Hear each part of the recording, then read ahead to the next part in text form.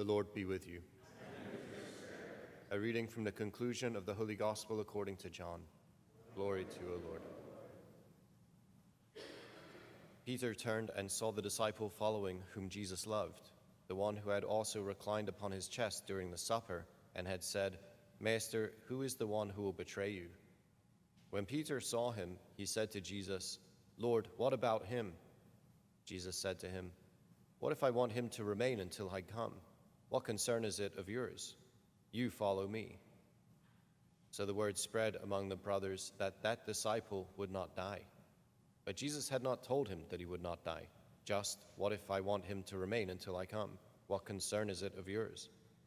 It is this disciple who testifies to these things and has written them, and we know that his testimony is true. There are also many other things that Jesus did, but if these were to be described individually, I do not think the whole world would contain the books that would be written. The Gospel of the Lord.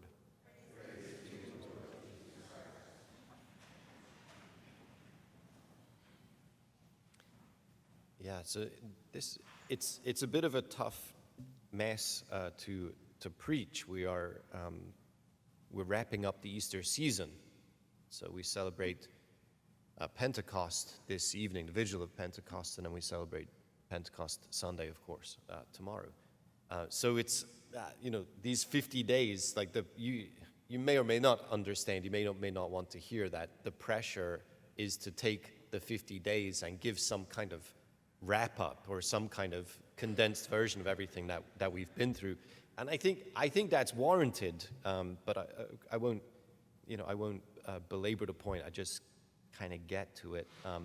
What has been going on? What is this movement that is inaugurated in the cross of Christ and implemented not only these 50 days but also beyond? Right? Because this is the challenge, is that the Acts of the Apostles kind of leave us in that space. It's not simply like, okay, well, we've told you the story now, and it's done. It's a fait accompli. I mean, maybe it is a fait accompli, but it's not finished.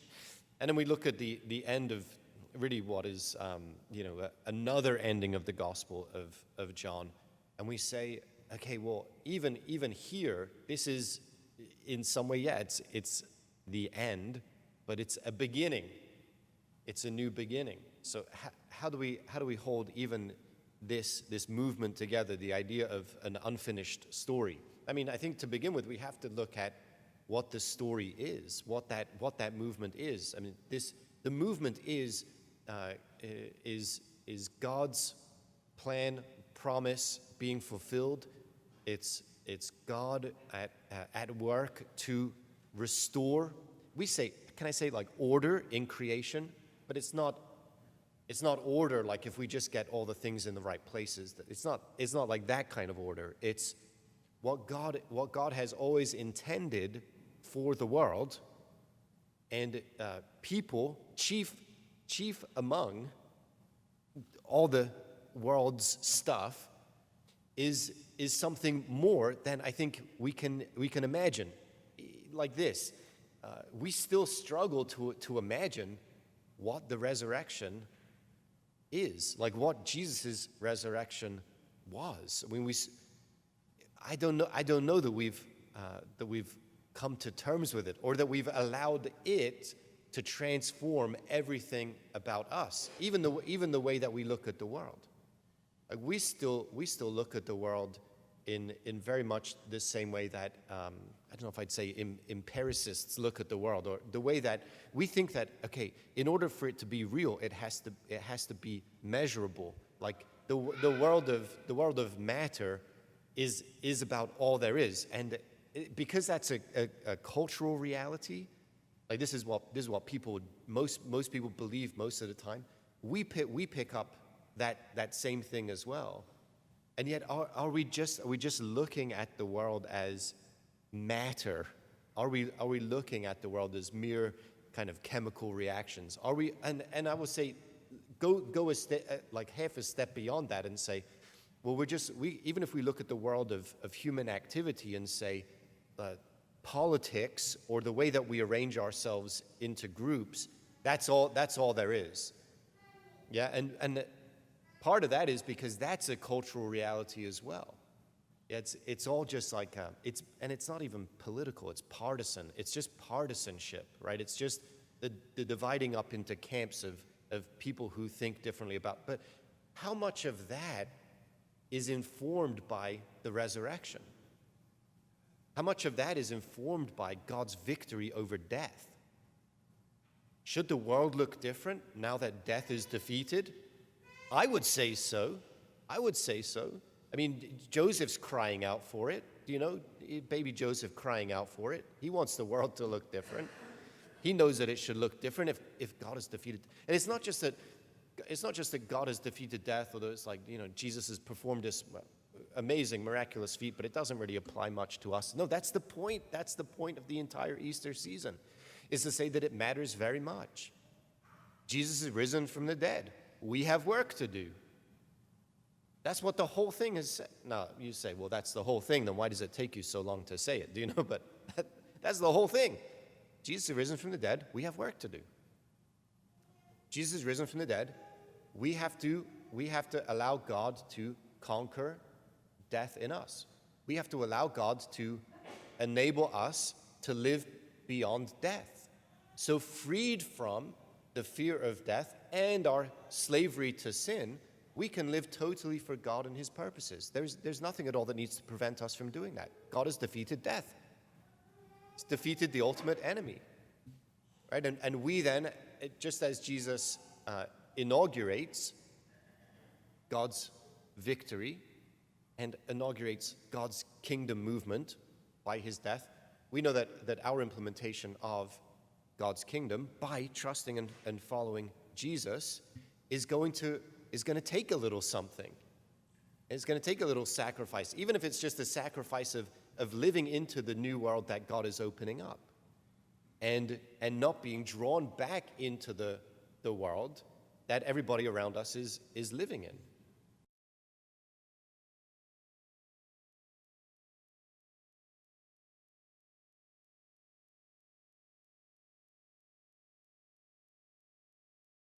To occupy.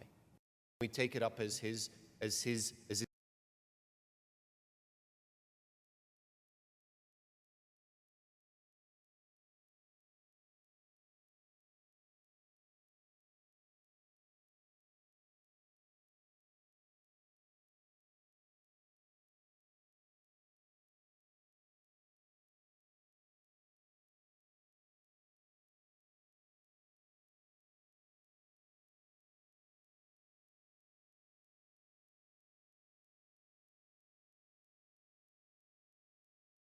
Christ is what it looks like when we exercise it. That's what power and authority looks like. We have to go out and live lives of service. We are his royal priests. We have to enact his agenda today. And what do we see both yesterday, right, the dialogue with Peter, and today the conclusion here with him as well?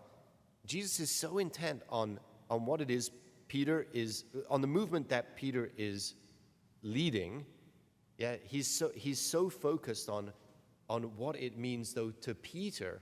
Jesus gives him.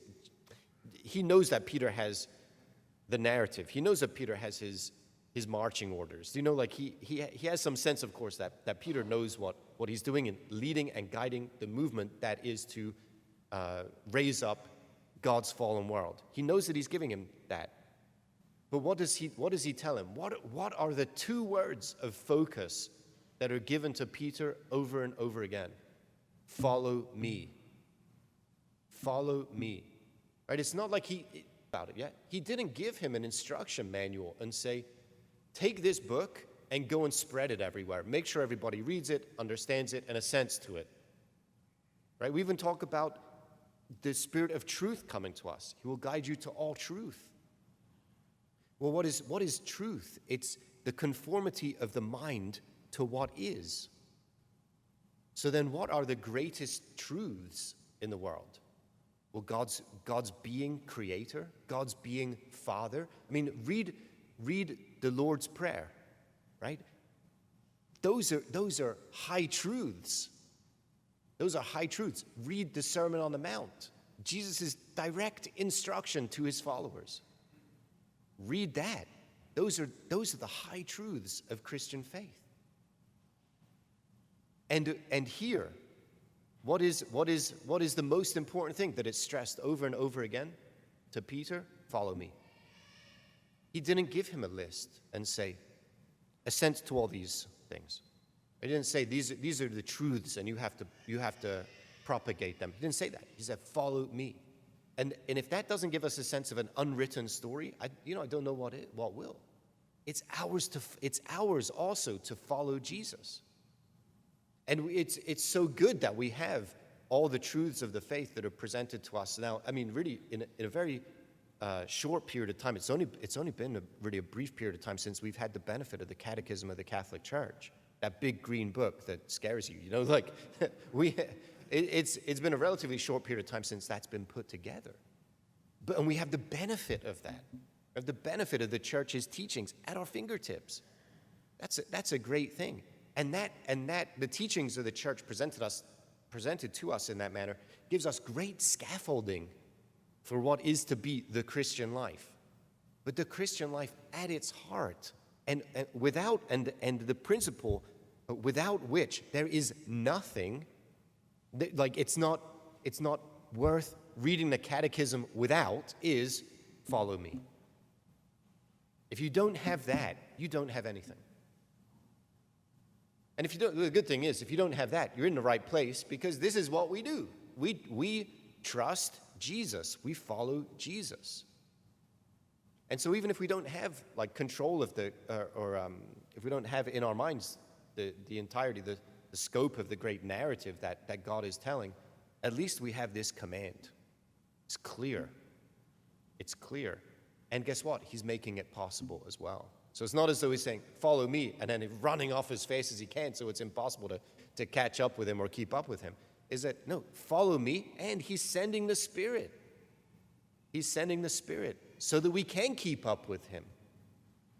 And then when we don't keep up with him, the Spirit awakens our minds to where we're falling short, to where we're failing, so that we can go again. But this is it, my friends. It's ours to follow him. He's giving us, reissuing that command to us today, follow me. And in the power of the Spirit, we will.